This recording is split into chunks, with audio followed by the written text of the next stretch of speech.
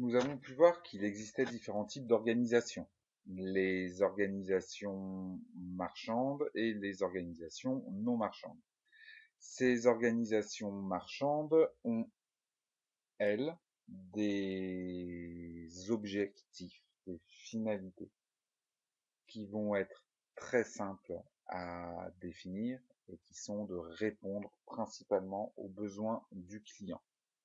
Les entreprises sont là pour répondre à des besoins primaires, à des besoins secondaires, à des besoins tertiaires, sont là pour répondre à la demande et aux besoins des clients.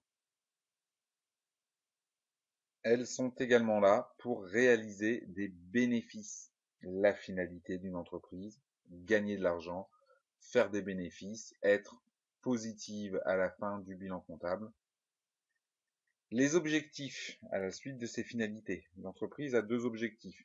Un objectif économique.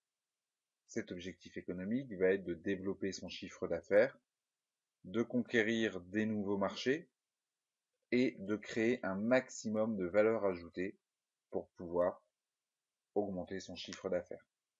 Des objectifs sociaux également, créer de l'emploi.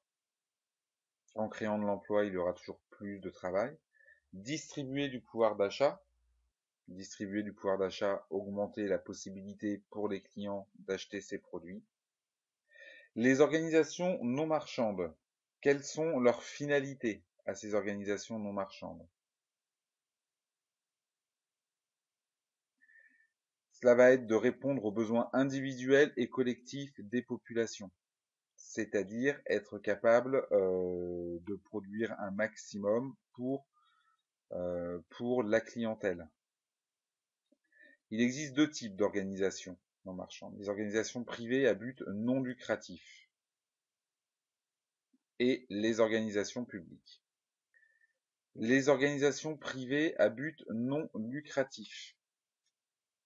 Il existe donc les associations à but non lucratif qui font partie de ces classifications, les organisations sportives, les associations sportives, les associations, les organisations de solidarité, comme les Restos du Cœur par exemple, les organisations de loisirs, une bibliothèque, un club de lecture, un musée privé, les associations, les organisations culturelles et les organisations d'éducation. Des clubs de quartier qui donnent des cours du soir, par exemple. Tout cela, pour cela, il s'agit d'organisations privées à but non lucratif. Les organisations de quartier. Les ONG, qui sont les organisations non gouvernementales, qui, elles, ont pour but de répondre aux besoins de la collectivité, mais besoins gratuits, non lucratifs. Médecins sans frontières, Génération Écologie, WWF, Greenpeace, tout cela, ce sont des organisations non gouvernementales qui travaillent en totale indépendance des gouvernements et des politiques. Les organisations publiques, qui sont également des organisations à but non lucratif. Je rappelle, une organisation publique, elle doit rendre un service non marchand aux populations et doivent avoir un rôle de protection de l'intérêt général. Donc là, les organisations publiques, on va avoir toute une liste d'organisations et on ne peut plus appeler d'entreprises puisqu'elles n'ont plus pour but de gagner de l'argent. Donc il s'agit réellement d'organisations. Nous avons les administrations de l'État, donc qui ont pour but de rendre un service traditionnel aux citoyens, l'éducation nationale, la justice, l'armée.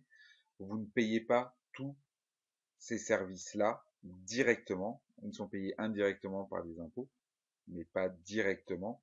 Et les administrations publiques locales, les fameuses régions, les départements, les communes, les communautés de communes.